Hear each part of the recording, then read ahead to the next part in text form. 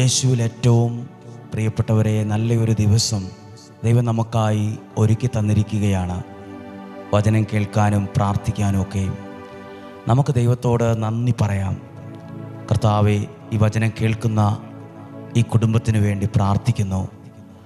ഈ എഴുതി വെച്ച് പ്രാർത്ഥിക്കുന്ന വിഷയം പ്രാർത്ഥനയിൽ കൊണ്ടുവരുന്നു.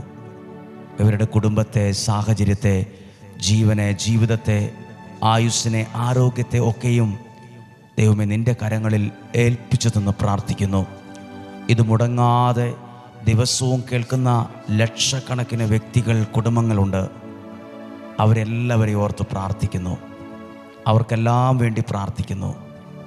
ദൈവം നിങ്ങളെ അത്ഭുതകരമായി നയിക്കുകയും പരിപാലിക്കുകയും ചെയ്യട്ടെ. ഇന്ന് കേൾക്കുന്ന വചനം പ്രധാനപ്പെട്ടതാണ്.